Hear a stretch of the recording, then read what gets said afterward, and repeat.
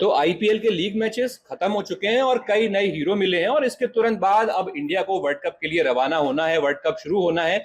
और अब सर हमारे पास कुछ ऐसे खिलाड़ी हैं जिनके पास प्रैक्टिस का मौका है। चर्चा करेंगे इन पर, कैसी परफॉर्मेंस इनकी रही और अभी इनके पास जो मौका है उसमें किस तरीके की ये प्रैक्टिस कर पाएंगे और किस तरीके का इन्हें माहौल मिलेगा। और क्योंकि आगे जाकर इनसे बड़ी उम्मीदें होंगी इंडिया को एज अ इंडियन फैन, क्योंकि आईपीएल तो चलो अपने देश देश की ट्रॉफी है, देश में ही रहेगी, पर जो एक वर्ल्ड कप का जो क्रेज है और जो सपना है वो पूरा करने के लिए इन खिलाड़ियों पर बहुत बड़ा दारोमदार भी है। जी, आपने यही खिलाड़ी क्यों चुने हैं, ये भी जरा हमारे श्रोताओं हाँ, को बता दीजिए। क्योंकि यही खिलाड़ी इस वक्त ऐसे हैं जो इस वक्त, जो अब आईपीएल होगा आगे, जिस जो क्वालिफायर होगा, एलिमिनेटर होगा, यही खिलाड़ी ऐसे हैं जो टीमों में इस वक्त खेल रहे हैं, जो सेलेक्ट हुए हैं 15 में इंडिया की।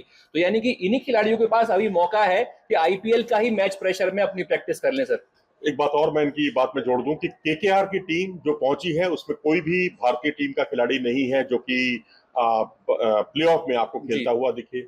सनराइजर हैदराबाद जिसने रनों का अंबार लगा दिया, एक नई इबादत लिखी उसने जीत की, उसमें कोई भी खिलाड़ी भारतीय टीम की ओर से टी20 वर्ल्ड कप में खेलने नहीं जा रहा। अब बचती हैं दो टीमें, एक राजस्थान रॉयल्स और एक आरसीबी। राजस्थान रॉयल्स की अगर हम बात करें तो वहां यशस्वी जायसवाल हैं, आप देख सकते हैं उनको एक उत्साही मुद्रा में। आप देख सकते हैं संजू सैमसन को, और तीसरा आप देख सकते हैं युजवेंद्र चहल को। इसी तरह से आरसीबी की टीम, इन दोनों का मुकाबला है अभी। एलिमिनेटर खेलेंगे और जो हारेगा वो बाहर हो जाएगा, जो जीतेगा वो अगले राउंड में पहुंचेगा। यानी जो केकेआर और एसआरएच के बीच जो मुकाबला होना है उसकी पराजित टीम से खेलेगा और फिर वो टीम फाइनल में सेकंड क्वालिफायर। तो ये विराट कोहली और मोहम्मद सिराज ये आरसीबी की टीम से हैं। अब यहाँ क्योंकि विराट कोहली पे आए तो इन्होंने बहुत रनों का अंबार लगाया है, इस बार 708 रन बनाए हैं। इनका स्ट्राइक रेट पर सवाल उठते थे, इन्होंने स्ट्राइक रेट की समस्या भी दूर कर दी। इन्होंने इस बार 155.60 की स्ट्राइक रेट से रन बनाए हैं।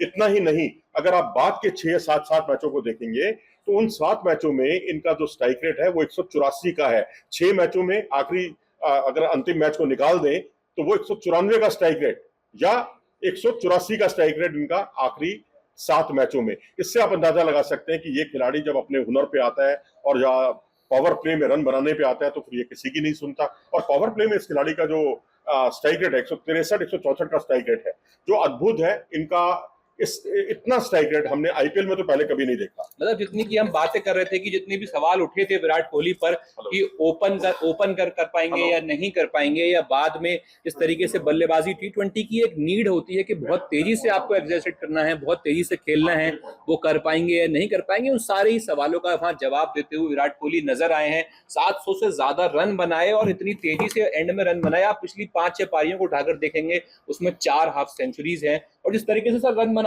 बहुत हद तक जवाब भी दे दिया जितने भी उन पे सवाल उठे थे कि धीमा खेलते हैं। बिल्कुल, और खासकर पंजाब किंग्स के खिलाफ जो इनकी 91 रन की जो पारी थी, जो महज 47 गेंदों पर इन्होंने की, वो कमाल की थी। 44 गेंदों पर 70 रन की पारी जो इन्होंने गुजरात टाइटंस के खिलाफ खेली, वो कमाल की पारी थी। सनराइजर्स हैदराबाद के खिलाफ हालांकि जो है 51 रन जो उन्होंने 118 के स्ट्राइक रेट से बनाए थे, वो आलोचनाओं के केंद्र में थे और आप बहुत देर में आउट हुए। लेकिन इनका लॉजिक ये था कि भाई टीम के रन बन रहे हैं। हाँ। और दूसरे छोर पर क्योंकि रजत पाटीदार रन बना रहे थे तो उन्होंने कहा कि मैं क्यों अननेसेसरी अपना विकेट खोऊं। तो ये एक बड़ा डिबेटेबल इशू है कि क्या टीम के रन जो है तेजी से बनते रहें वही सब कुछ महत्वपूर्ण होता है या खिलाड़ी की इंडिविजुअल फॉर्म महत्वपूर्ण होती है। लेकिन ये टीम मैन है परफेक्ट और कई मौकों पर इसका जवाब दे चुके हैं, माकूल जवाब दे चुके हैं। और तो और जो इन्होंने स्ट्राइक रेट में फर्श से अर्श तक का जो सफर तय किया है वो कमाल का है और इससे उम्मीदें भी जगती हैं। जी बिल्कुल। और विराट कोहली की हमने बात की, सरताज रिकॉर्ड्स का जिस तरीके से इंडिया को लीड किया है, कमाल की बात है। उसके बाद हम बढ़ते हैं सर ऐसे खिलाड़ी के बारे में जिसे कहा जाता है कि उतने मौके मिले नहीं, बहुत टैलेंटेड खिलाड़ी हैं, संजू सैमसन के बारे में। उन्होंने भी इस आईपीएल में कमाल कर दिखाया और अपनी जगह भी पक्की करी है सर टीम में। जी हाँ, बिल्कुल। 56 का औसत और 156 का स्ट्राइक रेट, ये कमाल का परफॉर्मेंस नहीं है तो क्या है भाई। और उनको मतलब एकदम हाशिए पर थे ये खिलाड़ी और इन पर अब विचार किया जाने लगा है कि क्या इनको पहले फर्स्ट प्लेइंग 11 में जगह दी जाए, ऋषभ पंत की जगह दी जाएगी या नहीं दी जाएगी, ये तो टीम मैनेजमेंट का फैसला है। लेकिन अगर उनको इस बारे में इस दिशा में सोचा जाने लगा है तो इसका मतलब एक कंपटीशन, हेल्दी कंपटीशन भारतीय टीम में उभर कर सामने आया है, जो भविष्य के लिए बहुत अच्छा संकेत है। संजू सैमसन ने जो 46 गेंदों पर 86 रन की पारी खेली दिल्ली कैपिटल्स के खिलाफ 186 की स्ट्राइक रेट से, वो कमाल की पारी थी। इसी तरह से 33 गेंदों पर 71 रन की नॉट आउट पारी लखनऊ सुपर जायंट्स के खिलाफ, और वो भी लखनऊ में जाकर, जहां रन बनना इतना आसान नहीं होता, सही बात। वहां 200 के स्ट्राइक रेट से रन बना रहे हैं। तो ये भी अपने आप में अद्भुत थी, बेमिसाल थी। और एक उनकी पारी 196 पर 5 थे जो चेस किया इन्होंने, लखनऊ सुपर जायंट्स का ही मैच था, और 38 गेंदों पर 68 रन की जो नॉट आउट पारी इन्होंने गुजरात टाइटंस के खिलाफ खेली, स्पिनर्स पर खूब जमकर इन्होंने रन बनाए, तो वो भी कमाल के थे। तो मैं कहूंगा कि संजू सैमसन भी एक बहुत बड़ी खोज साबित हुए हैं इस T20 वर्ल्ड कप की, क्योंकि उन पर यह आरोप लगता रहा था कि कंसिस्टेंसी लेवल उनका उतना अच्छा नहीं है, लेकिन इस बार वो काफी कंसिस्टेंट रहे। और ये भी कहा जाता था कि वो प्रेशर में उतना अच्छा नहीं करते। इस बार तो कप्तान थे साहब, कप्तान पे बहुत प्रेशर रहता है और उसमें भी उन्होंने अच्छा करके दिखाया।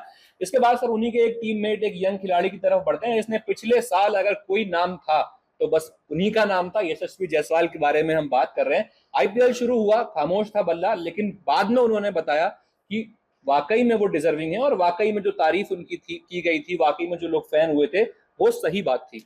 सही बात थी, लेकिन यहाँ पर एक सवालिया निशान जरूर है यशस्वी की प्रतिभा पर, कि जो उनका करियर स्ट्राइक रेट है उससे कम स्ट्राइक रेट से उन्होंने रन बनाए हैं। 160 से ऊपर का इनका स्ट्राइक रेट है इंटरनेशनल क्रिकेट में, जो विराट, रोहित और भारतीय टीम के तमाम खिलाड़ियों से, सूर्य कुमार यादव को छोड़ दें तो बाकी सबसे ऊपर था इनका।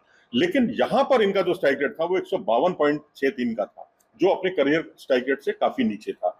इनका औसत देखेंगे 29 रन का इनका औसत था। अगर आपने संजू और विराट का जिक्र किया, विराट का जो अगर आप औसत देखेंगे 64.36 का, और संजू सैमसन का देखेंगे 56 का स्ट्राइक रेट, उसकी तुलना में अगर एक ओपनिंग बल्लेबाज का जो स्ट्राइक रेट है अगर 29 का रहता है तो इसका मतलब है कि ये उतना कंसिस्टेंट नहीं रहा। हालांकि एक इनकी सेंचुरी भी रही इस बार, जो उन्होंने मुंबई इंडियंस के खिलाफ बनाई थी, और 60 गेंदों पर 104 रन बनाकर ये नॉट आउट रहे थे। 40 गेंदों पर 67 रन की पारी सनराइजर्स हैदराबाद के खिलाफ, वो भी कमाल की पारी थी। लेकिन जितना कंसिस्टेंसी लेवल चाहिए, मुझे लगता है अब ये बाकी मैचों में इनको कसर पूरी करने का एक सुनहरा मौका है, और ये कसर पूरी उन्हें करनी ही होगी। नहीं तो मुझे लगता है सलामी बल्लेबाज के तौर पर आप रोहित और विराट को देखेंगे, इन्हें आप बल्लेबाजी क्रम में नंबर 3 पर बल्लेबाजी करते हुए देखेंगे। जी बिल्कुल, आई होप कि जो मैच बचा हुआ है उसमें अच्छा परफॉर्मेंस करेंगे और अपनी जगह भी सिक्योर कर ही लेंगे। जगह तो उनकी सिक्योर है लगभग, पर प्रूव कर देंगे कि हाँ वो वही यशस्वी हैं जो आईपीएल शुरू होने से पहले तक थे। सर उनके बाद मूव करते हैं ऐसे नाम के बारे में, बहुत उठा था इनका नाम, बहुत ग्रेट खिलाड़ी भी हैं और इन्हें ड्रॉप किया गया फिर आरसीबी से, फिर इंडिया टीम से भी ड्रॉप हुए, और जिस तरीके से गेंदबाजी करते हुए आ रहे थे, गेंदबाजी तो कमाल की करते ही थे। मैं कहूंगा सर बहुत अच्छा comeback, one of the best comeback किया है चहल ने, जिस तरीके से प्रूव किया है अपने आप को। बिल्कुल, 17 विकेट 13 मैचों में, और शुरुआती मैचों में तो खैर कमाल का इनका प्रदर्शन था। रविचंद्रन अश्विन को विकेट नहीं मिलते थे, स्पिनर्स के तौर पर ये सारे ही विकेट झटक जाते थे स्पिनर्स के तौर पर। लेकिन बाद के मैचों में इनका भी ठहराव देखने को मिला। ये देखिए, राजस्थान रॉयल्स में एक संजू को छोड़ दें आप, तो बाकी चहल के साथ भी दिक्कत है, यशस्वी के साथ भी दिक्कत है कि अपने परफॉर्मेंस को आप जो है कंसिस्टेंटली आगे नहीं बढ़ा पाए। ये थोड़ा सा चिंता का सबब है। बात के 1-2 मैच छोड़ दें आप, लेकिन जो बीच का जो समय था वो इनका खराब था। 2 मैचों में तो इन्हें कोई विकेट भी नहीं मिला।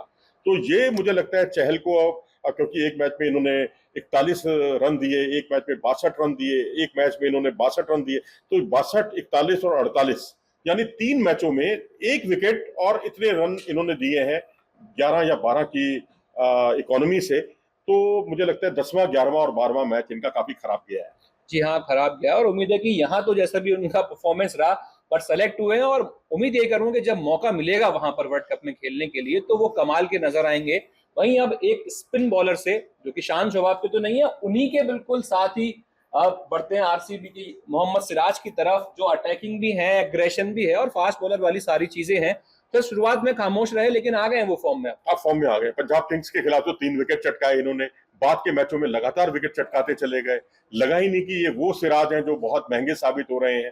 तो इस खिलाड़ी ने पिछले 5 मैचों में 8 विकेट चटकाए, जिसमें 3 विकेट हॉल जो था इनका पंजाब किंग्स के खिलाफ था। तो 13 मैचों में 13 विकेट है, 9.26 की इनकी इकोनॉमी है, जो 11.5 के आसपास इनकी पहुंच गई थी। उसमें इन्होंने अप्रत्याशित रूप से सुधार किया है। तो मुझे तो लगता है कि अब ये सिराज अगर लय में है तो ये भारतीय टीम के लिए बहुत अच्छा संकेत है, क्योंकि बुमराह और दूसरे छोर पर सिराज, क्योंकि शमी अब नहीं है, सिराज अगर अपनी लय में आते हैं तो बुमराह आपको एक अलग ही तरह के बुमराह दिखाई देंगे, क्योंकि दोनों छोर से जब आक्रमण होता है, दोनों छोर से आप अटैक करते हैं, तो आपकी फास्ट बॉलिंग जो है दूसरे टीमों के लिए बहुत परेशानी का सबब बन जाती है। तो मतलब अच्छी बात है कि जो हमारे जो मेन प्लेयर्स हैं जिनके पास अभी मौका भी है खेलने का, धीमे धीमे फॉर्म में आ रहे हैं। संजू फॉर्म में हैं, विराट, सिराज, और उम्मीद करूंगा यशस्वी भी जब उनके अगला मैच उनका होगा तो कमाल की वहां बल्लेबाजी करते हुए दिखेंगे, चहल भी। तो इनके पास सर अभी 2 मैच और भी हैं। क्या यहाँ से परफॉर्म, अगर मान लीजिए परफॉर्मेंस खराब हो जाती है किसी किसी वजह से, क्रिकेट है सर, अनिश्चित, मतलब बहुत ज्यादा सर्टेनिटी नहीं है वहां पर, तो अगर किसी वजह से परफॉर्मेंस खराब हो जाती है तो क्या इसे दिमाग में लेकर वहां वर्ल्ड कप जाएंगे? मेरे ख्याल से प्रोफेशनल क्रिकेटर हैं, इसका कोई असर नहीं होना चाहिए। अगर होता असर तो सिराज जो है वो वैसे ही पिटने वाले सिराज बनकर रह जाते, लेकिन इन्होंने अपने परफॉर्मेंस में अब बहुत ही जबरदस्त सुधार किया है। और मुझे लगता है आप बड़े हुए मनोबल से अगर आपको जाना है तो कुछ आपको रन बनाने पड़ेंगे, और क्योंकि विराट ने और संजू ने तो अपनी प्रतिभा को साबित कर दिखाया है। अब बस यशस्वी की बारी है, और चहल को कंसिस्टेंसी लेवल अपना बढ़ाना होगा, कैसे रनों पर लगाम लगाना है, कैसे विकेट चटकाने हैं। क्योंकि जब दोनों छोर से जब आक्रमण होगा, क्योंकि जब बहुत संभव है कि इनको जब मौका मिलेगा तो दूसरे छोर पर जडेजा बॉलिंग करते हुए देखेंगे। कुलदीप और शायद ये दोनों एक साथ खेलते हुए मुझे नहीं दिखाई दे रहे, शायद ना खेलते हुए दिखें आपको, क्योंकि फिर टेल आपकी बहुत लंबी हो जाती है। और सर एक चीज और भी है इनके पास पॉजिटिव, कि अभी है 2 मैच प्रैक्टिस करने के लिए जिस तरीके से, और उसी प्रेशर के भी होंगे क्योंकि क्वालिफायर है, एलिमिनेटर है, फिर उसके बाद फाइनल होगा, और उसी प्रेशर में खेलने की जब, मतलब अभी आप खेल कर आते हो ना तो कुछ नया लगता नहीं है वहां पर प्रेशर में, तो उम्मीद होगी कि अच्छा करेंगे वहां पर। और आप भी हमें बताइएगा कि आपके ऐसे कौन से प्लेयर्स हैं जो आप सोच रहे हैं कि जिन पर हम वीडियो बनाएं, जिन पर जो चीज आपको अच्छी लगती हो, जैसे जो प्लेयर्स अभी हैं, रोहित शर्मा है, बाकी प्लेयर्स भी, तो आप अपनी राय जरूर कमेंट्स में बताइएगा। और वीडियो देखने के लिए बहुत बहुत धन्यवाद। नमस्कार।